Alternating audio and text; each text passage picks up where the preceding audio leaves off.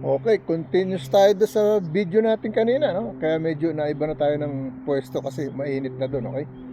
At saka may dumating na bisita kami, so inold ko muna, right? Now we're gonna continue our third video clip na, okay? Now we're gonna read Luke chapter 11 verse 28 to 32, okay? Alright?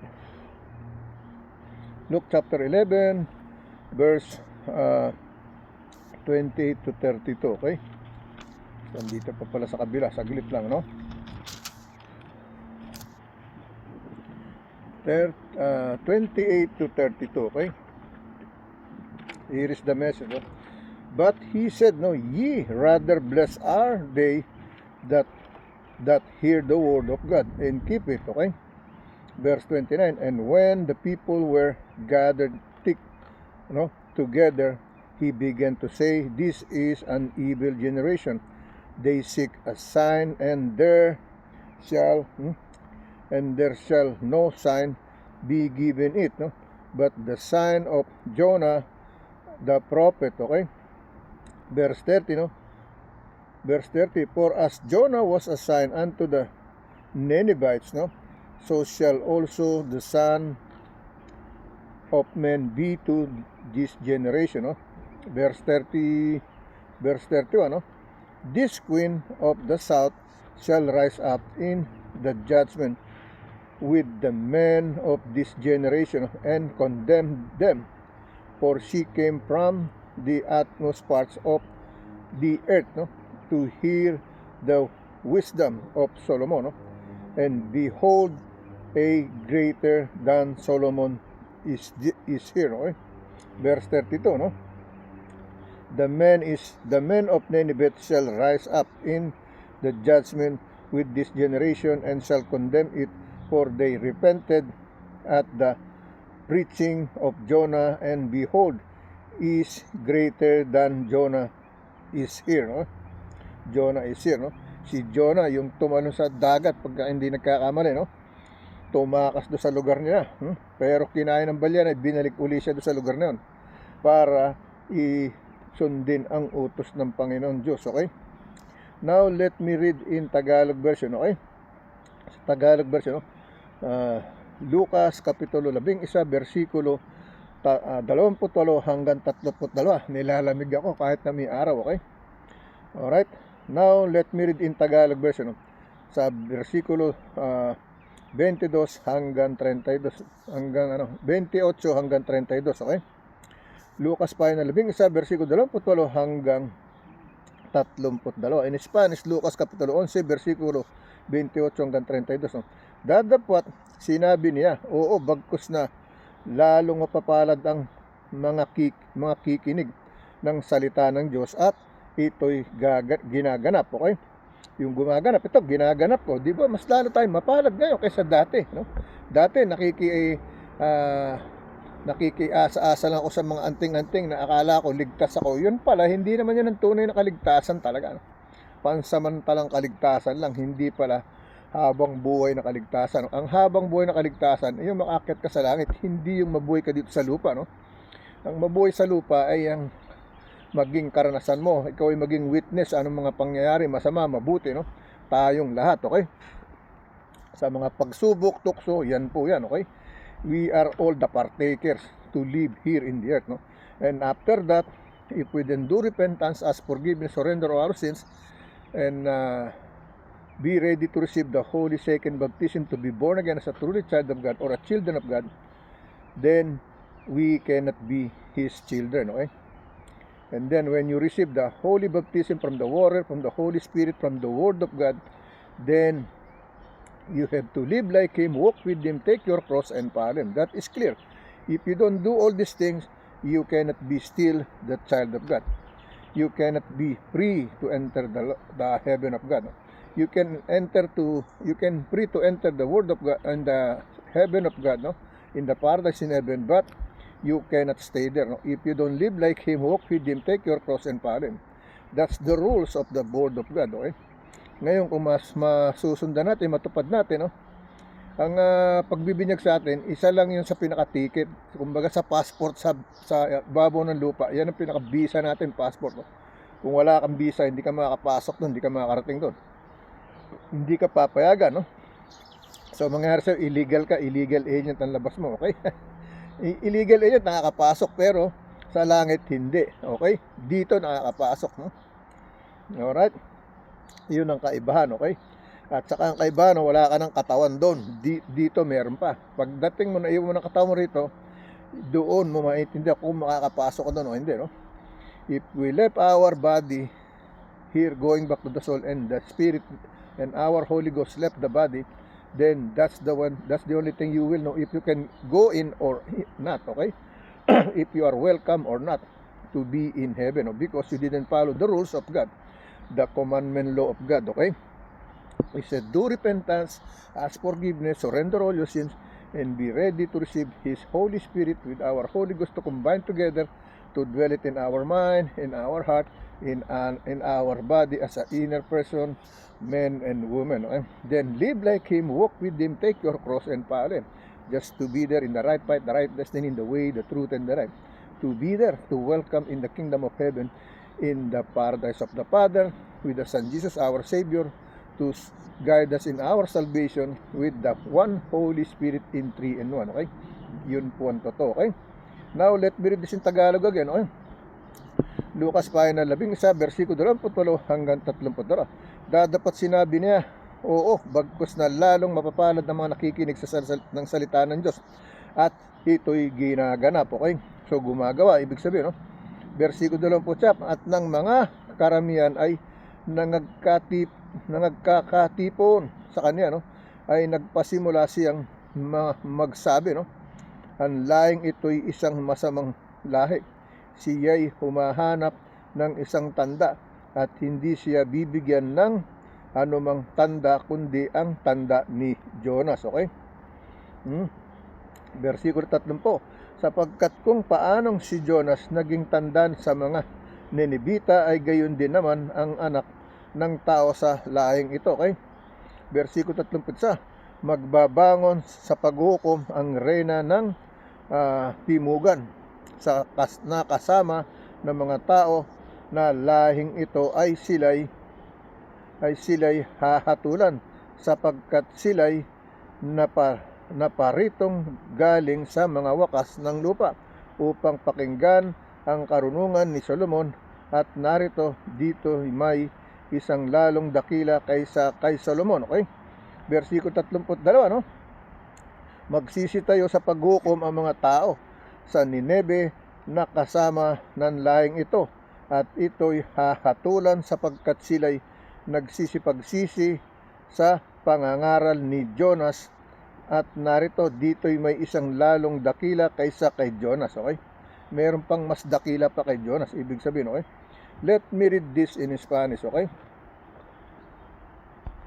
Okay, let me continue to read in Spanish. No, Lucas capítulo 11, versículo 28 hanggang 32.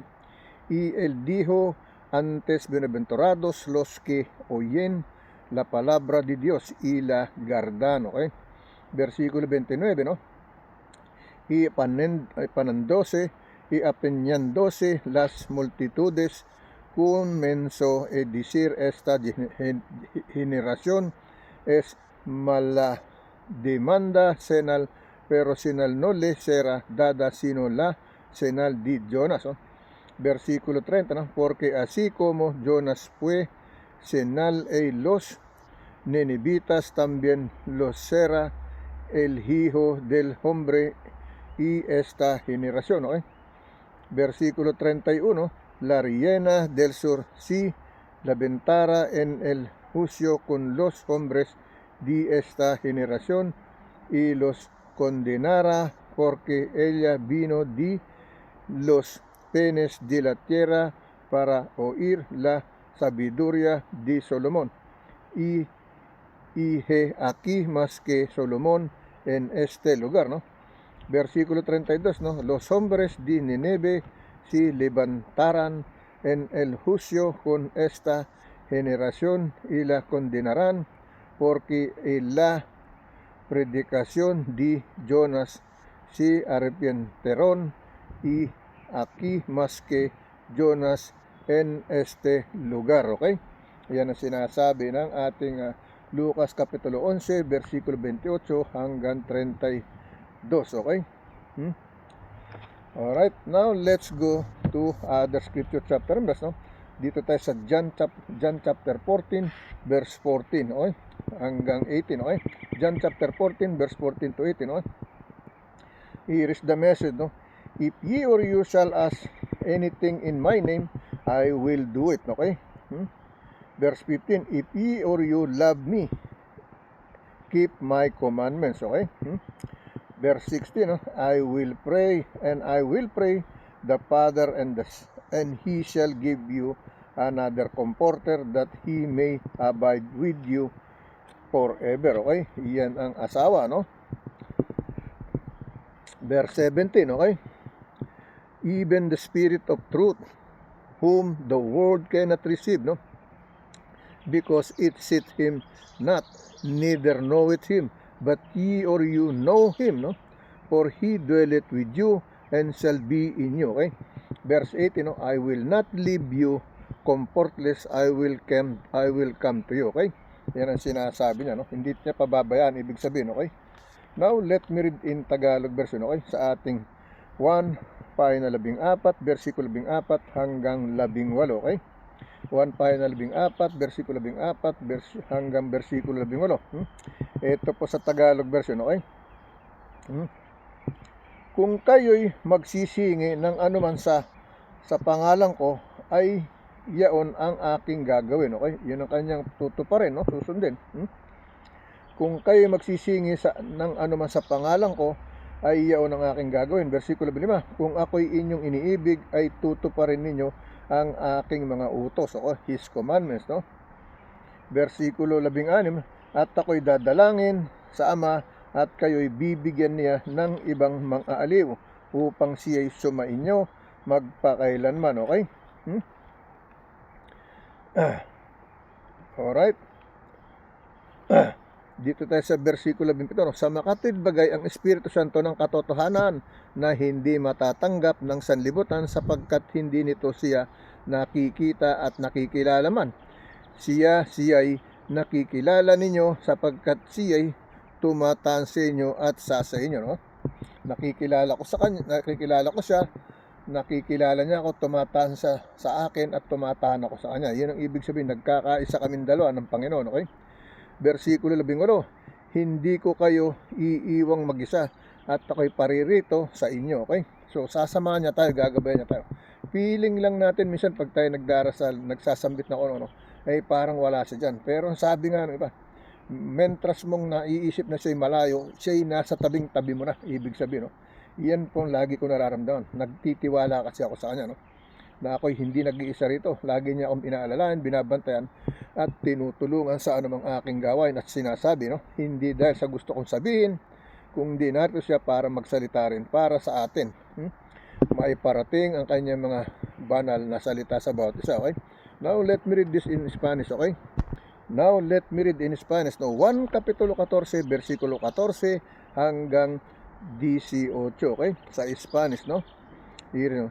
Si algo pidieres, no? En mi nombre yo lo haré, okay?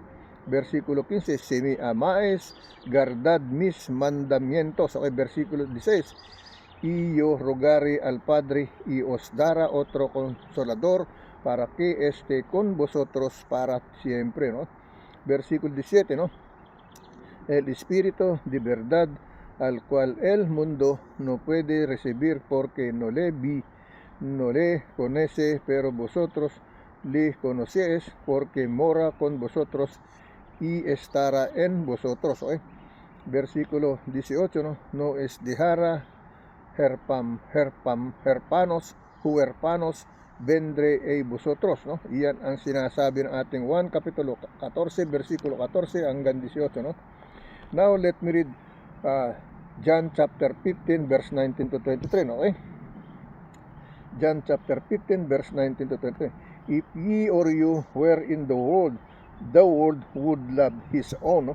But because ye or you are not of the world, but I have chosen you out of the world, therefore the world hated you, okay? The world hated you, okay? Verse 20, no? Verse 20, remember, no, the word that I said unto you, the servant is not greater than his Lord. If they have persecuted me, they will also persecute you. If they have kept my saying, they will keep your also, no? Verse 21, okay? But all these things will they do unto you for my name's sake, because they know not him that sent me, okay? Verse 22, no? If I had not come and spoken unto them, they had not had sin, but now they have no clock for their sin, okay? Verse 22, no? He that hated me, hated my Father, no? Also, okay? Sinasabi, no? That's why whoever hated me, he hated the God, not me. He see me, he doesn't want, oh, who is this guy? But what is talking about this, like that. He hated me, no? He is mad at me, no? When he hated me, you mad at me, no? You reject me, you don't reject me.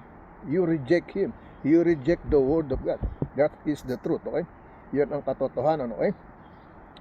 Basahin natin sa Tagalog version, no? 1 Pahina 15, versikulo 3 talata 11 hanggang 23, no? Sa Tagalog version, okay? Ito tayo sa versikulo 11, no? Kung kayo'y taga-sanglibutan, ay iibigin ng sanlibutan ang kaniyang sarili. Ngunit sapagkat kayo hindi taga-sanglibutan, kung hindi kayo'y hinirang po sa sanglibutan, kayo'y kaya napuput sa inyo ang sanlibutan, okay? Nagagalit na ang mga tao sa atin sa sanlibutan, no? Kasi ayaw nila ng Diyos, okay? Ang sabi rito, kung kayo'y taga-sanlibutan, ay iibigin ng sanlibutan ang kanyang sarili, no? Ngunit sapagkat kayo'y hindi taga-sanlibutan, kayo'y hinirang ko sa sanlibutan, kaya't napuput sa inyo ang sanlibutan, no? Versikulo 20, no? Alalahanin ninyo ang salitang sa inyo'y aking sinabi, aking alipin ay hindi dakila kaysa kanyang Panginoon. Kung ako'y kanilang pinag-usig, kayo man ay kanilang pag-uusigin din. Kung tinutupad nila ang aking salita, ay inyo man ay tutuparin din, okay? Versikulo 21, no?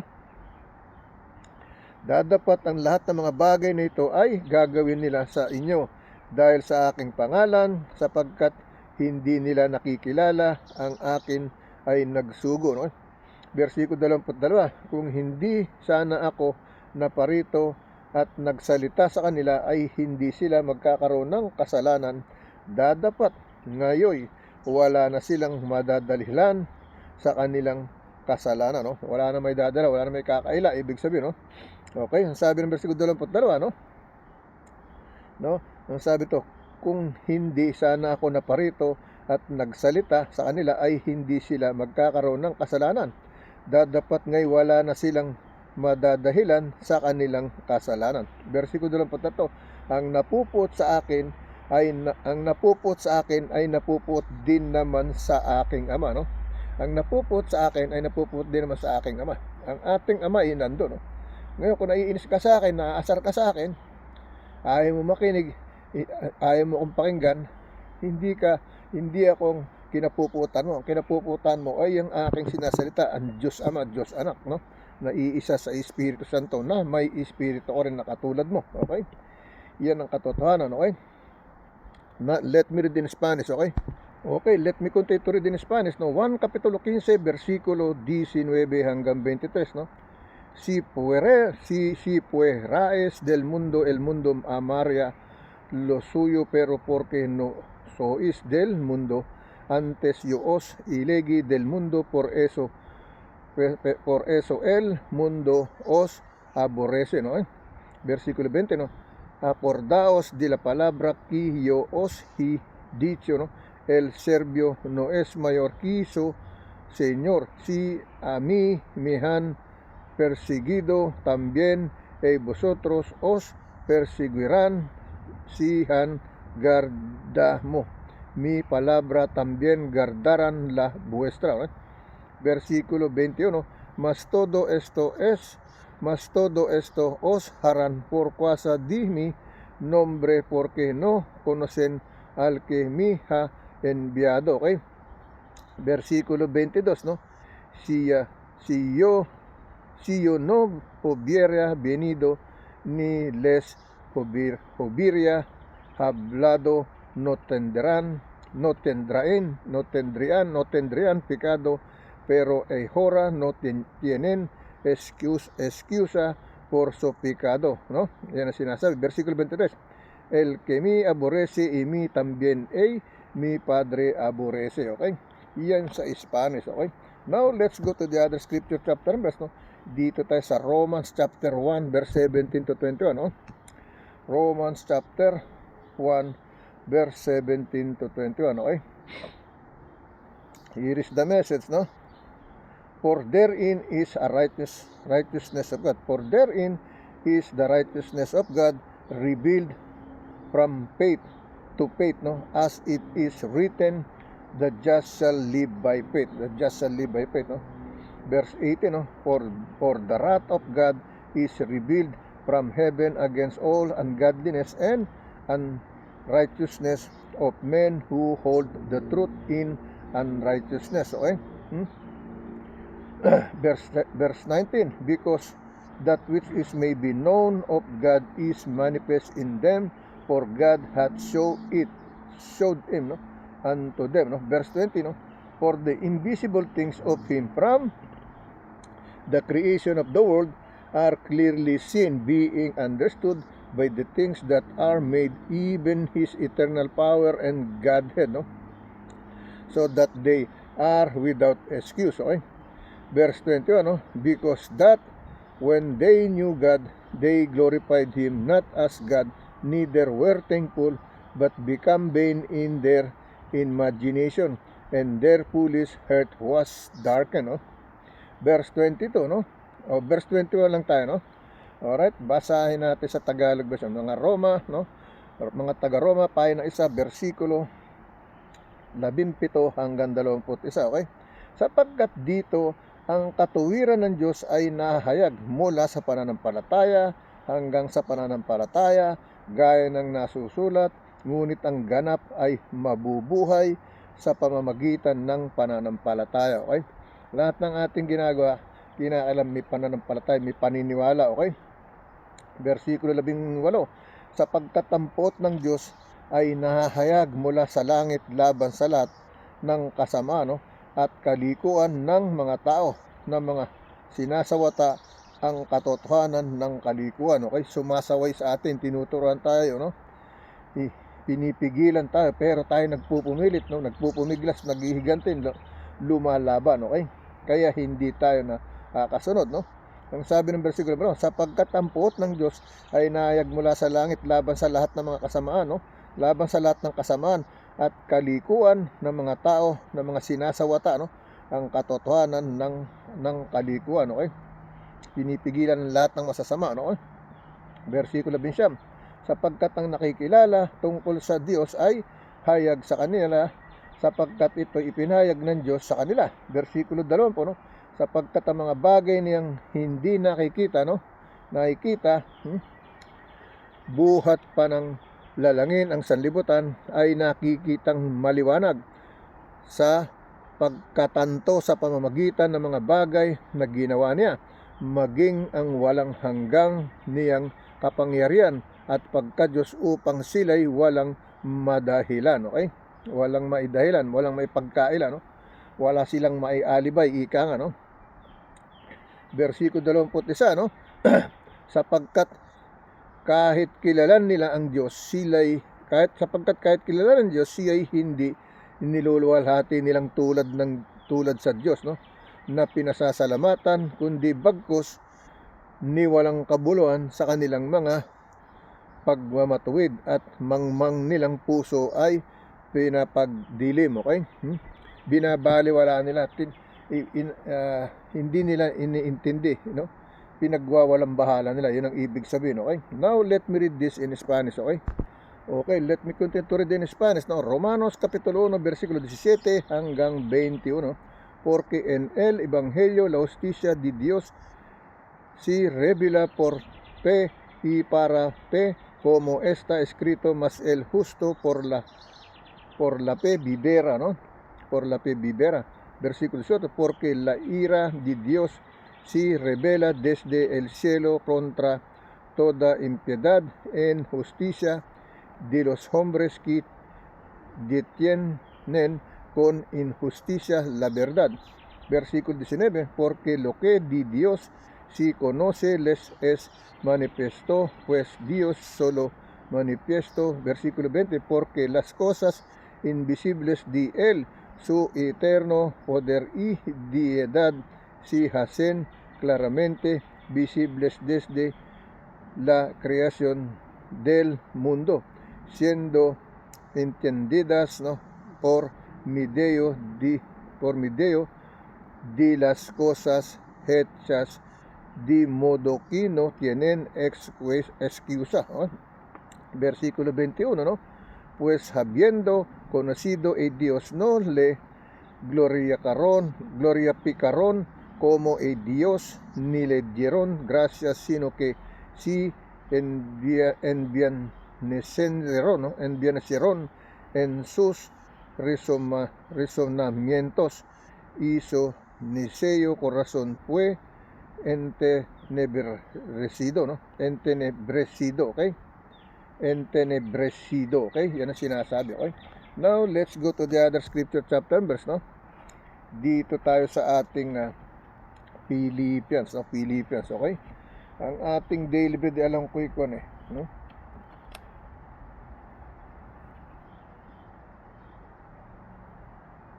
John 3:18, sandali lang, no?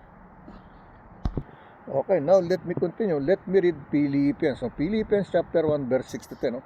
Philippians chapter 1 verse 6 to 10, no? Napakarami nating binabasa rito, pakain, paalala sa ating buhay. Pwede nyo ano sa buhay nyo. Ito bang binabasa ni Kuya, may kaulugan ba sa buhay ko to araw-araw? Pero kung wala man, ito'y salamat at nakakapakinig ako. Ito'y naipapakain ko sa aking isip, sa aking puso, sa aking katawan. Kapag kain ng aking kaluluwa, paligo, no? Damit, no? Kalasag, panangga ng aking buong pagkatao. Yan yun, okay? Yung pag nakikinig ka ng salita ng Diyos. When you see me, don't focus on me. Kasi pag akong pinagmasdan mo, pinakinggan mo, hinagin mo reaksyon ko, madidistract ka sa akin. Pampakinggan mo yung salita ng Diyos. Patimahin mo sa iyong isip at puso. Maliligtas ka, okay? Maririnig mo yung mga batas ng Diyos, okay? Kung paano natin maililigtas ang ating sarili, okay?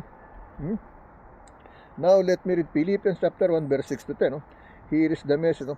Being confident of this very thing, that he which hath begun a good work in you, no, will perform it until the day of Jesus Christ. No? Verse 7, even as it is meet for me to think this of you all, because I have you in my heart, inasmuch as both in my bonds and in the defense of the confirmation of the gospel, ye or you are partakers of my grace. No?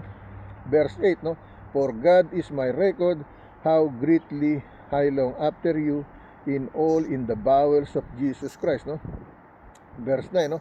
And this I pray, that your love may abound yet more and more in knowledge, in all judgment. Okay? Verse 10, last verse, no? That ye or you may approve things that are excellent, that ye or you may be sincere and without offense till the day of Christ. Okay? Yan ang sinasabi, no?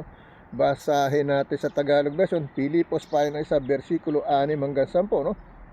Na ako'y may lubos na pagkakatiwala sa bagay na ito, na ang nagpasimula sa inyo ng mabuting gawa ay lulubusin hanggang sa araw ni Jesucristo. Okay? Versikulo 7, gaya ng matuwid na aking isiping gayon tungkol sa inyong lahat, no? Sapagkat kayo nasa aking puso, palibasay sa aking mga tanikala at pagsasanggalang at sa pagpapatunay naman sa ebanghelyo, kayong lahat na kasama ko ay may bahagi sa biyaya. We are all the partakers, no? Of my grace, no? Ang biyaya, no? Lahat tayo tagapagmana ng biyaya ng Diyos kung gusto nating manahin, okay? Versikulo 8, no? Sapagkat saksi ko ang Diyos kung gaano ang pananabik ko sa inyong lahat, sa inyo na ating pinagbabasa, no? Sa inyong lahat, no? Sapagkat saksi ko ang Diyos, no? kung gaanong pananabik ko sa inyong lahat na mahinahong habag ni Kristo Jesus. Okay? Okay, let me go back to Pilipos Tagalog version, no? Pilipos pa na isa bersikulo 6 hanggang 10, okay? Na ako'y may lubos na pagkakatiwala sa mga bagay na ito, na ang nagpasimula sa inyo ng mabuting gawa, no? Na ako'y lubos na pagkakatiwala sa bagay na ito, na ang nagpasimula sa inyo ng mabuting gawa ay lulubusin hanggang sa araw ni Jesucristo. Versikulo 7, no? Gaya ng matuwid na aking isiping gayong tungkol sa inyo lahat, sapagkat kayo nasa aking puso, palibasay sa aking mga tanikala, no? Sa pagsasanggalang at sa pagpapatunay naman sa ebanghelyo, no? Ebanghelyo, kayong lahat na kasama ko ay may bahagi sa biyaya. Okay? Versikulo 8, sapagkat saksi ko ang Diyos kung gaano ang pananabik ko sa inyong lahat na sa mahinahong habag ni Kristo Jesus. Versikulo 9, at ito'y idinadalangin ko sa inyong pag-ibig ay lalo't lalo pang sumagana nawa sa kaalaman at sa lahat ng pagkakilala. Okay? Versikulo 10, no? Upang inyong kilalanin ang mga bagay na magagaling, upang kayo maging mga tapat at walang kapintasan hanggang sa kaarawan ni Kristo. Okay? Yan ang sinasabi. Let me read in Spanish. Okay? Maybe we can still read this in the other video. Okay? I still got 2 left more. Okay? Okay, let me read in Spanish, okay? Filipenses kapitulo 1, versikulo 6 hanggang 10, no? Estando persuadido de esto que el que comenzó en vosotros lo buena obra la perfeccionará hasta el día de Jesucristo, no? Versículo 7, no? Como me es justo sentir esto de todos vosotros, por cuanto os tengo en el corazón y en mis prisiones y en la defensa y confirmación del evangelio, todos vosotros sois participantes conmigo de la gracia, no? Versículo 8, no? Porque Dios me es testigo de cómo os amo a todos vosotros con el entrenable amor de Jesucristo, no? Versículo 9, no? Y esto pido en oración que vuestro amor abunde aún más y más en ciencia y en todo conocimiento, ¿no? Versículo 10, para que aprobéis lo mejor y pendique seáis sinceros y irresponsables para el día de Cristo, ¿no? Yan ang sinasabi, no?